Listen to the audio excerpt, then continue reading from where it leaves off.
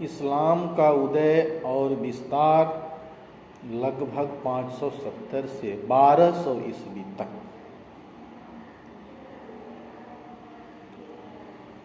इस विषय वस्तु पर कुछ महत्वपूर्ण तथ्य है जिसको आज क्लास में चर्चा होगी।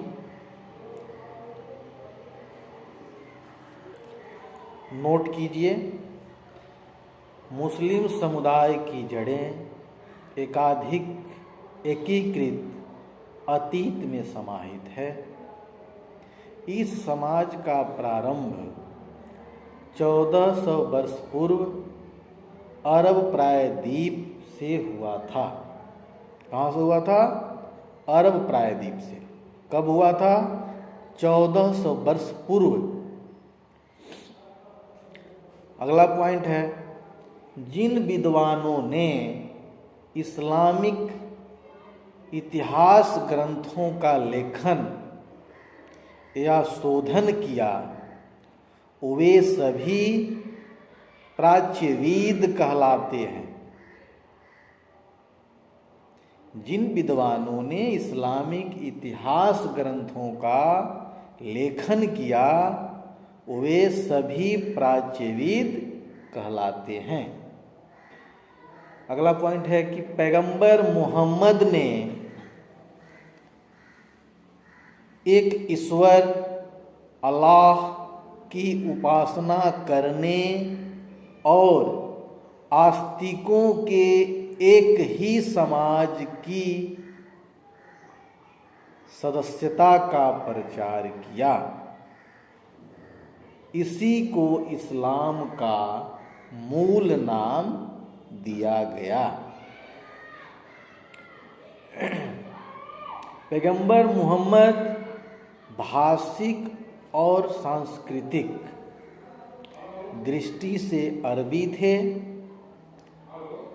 अरब लोग कबीलों में विभाजित थे। अरब लोग कबीलों में विभाजित थे। पैगंबर मोहम्मद का कबीला कुरैश था और मक्का में रहता था। जिन लोगों ने मोहम्मद साहब के वसूलों और सिद्धांतों को स्वीकार किया, जिन लोगों ने मोहम्मद साहब के उसूलों और सिद्धांतों को स्वीकार किया वे मुसलमान कहलाए। उन्हें क़यामत के दिन मुक्ति और धरती पर सामाजिक संसाधनों में भागीदारी का भरोसा दिया जाता था।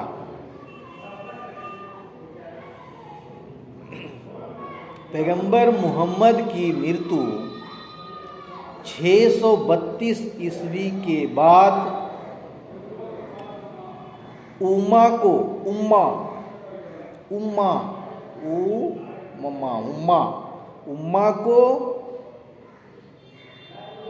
स्वायत्तता सौंप दी गई। इससे मुसलमानों में मतभेद उत्पन्न हो गए। जैसे ही इस उम्मा को स्वायत्तता सौंपी गई, मुसलमानों में मतभेद उत्पन्न हो गए।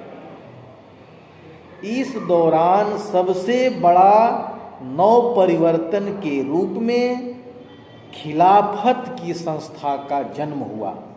एक संस्था का जन्म हुआ जिनका नाम रखा गया खिलाफत।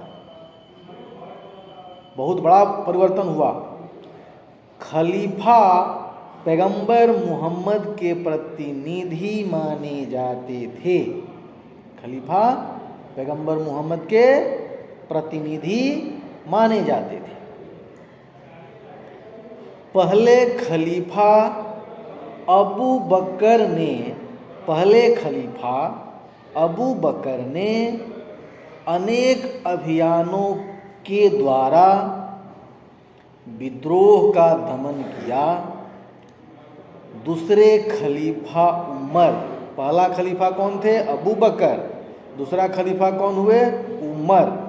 उमर ने उम्मा की सत्ता का विस्तार किया। तीसरे खलीफा उस्मान ने अपना नियंत्रण मध्य तक विस्तार किया। पहला खलीफा कौन हुए? अबू बकर।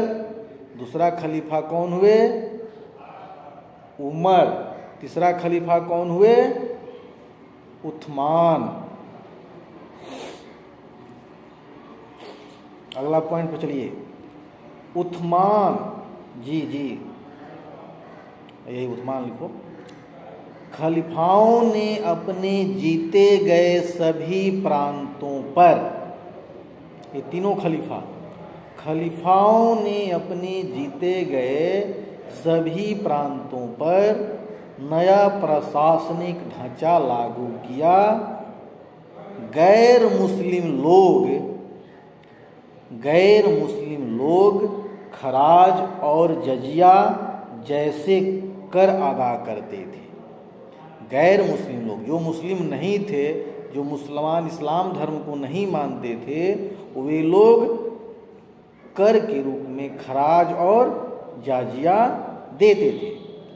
यहूदी और ईसाई राज्यों के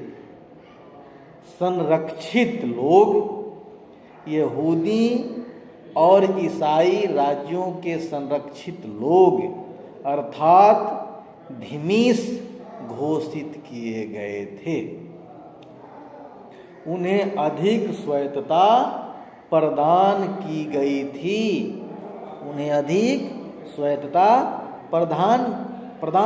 थी। उस्मान की मृत्यु के बाद अली को चौथा खलीफा घोषित किया गया। चौथा खलीफा कौन हुए? अली घोषित किया गया। अली के समर्थकों और शत्रुओं ने इस्लाम को दो प्रमुख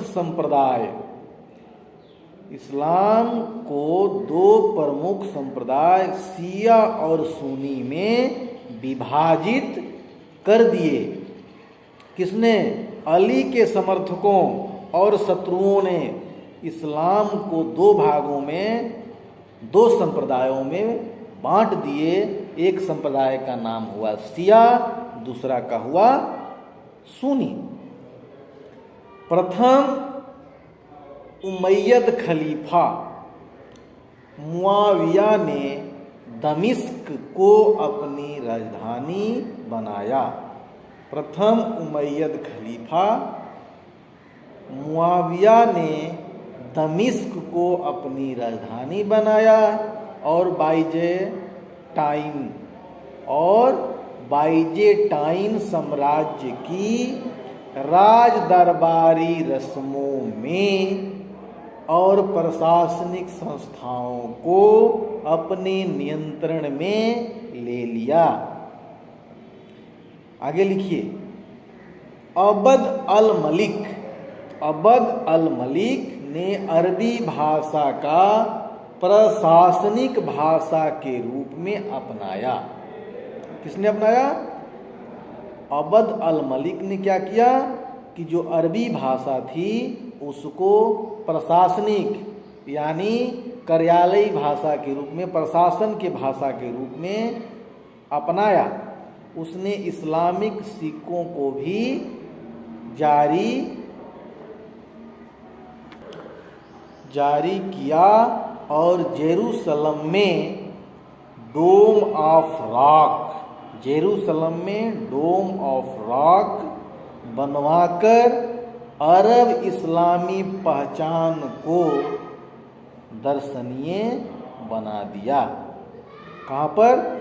जेरूसलम में डोम ऑफ रॉक बनवाकर अरब इस्लामी पहचान को क्या बना दिया? पर्यटक दर्शनीय बना दिया। अगला लिखिए, अब्बासी पैगंबर के चाचा अब्बास के वंशज थे। अब्बासी पैगंबर के चाचा अब्बास के वंशज थे। उन्होंने अपनी राजधानी प्राचीन ईरानी महानगर बगदाद में स्थापित की।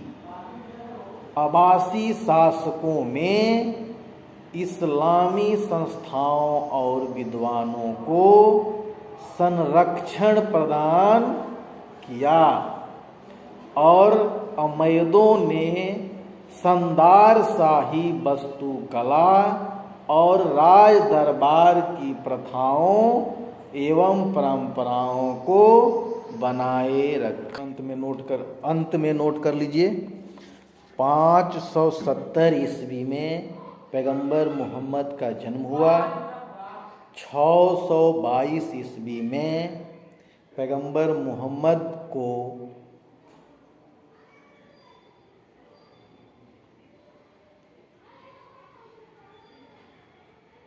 मदीना जाने के लिए विवश हुए। जिस वर्ष मोहम्मद साहब मदीना पहुँचे उसी वर्ष से मुस्लिम कैलेंडर अर्थात हिजरी संवत का उद्भव हुआ। 622 ईस्वी में पैगंबर मोहम्मद की मृत्यु 632 में। काजी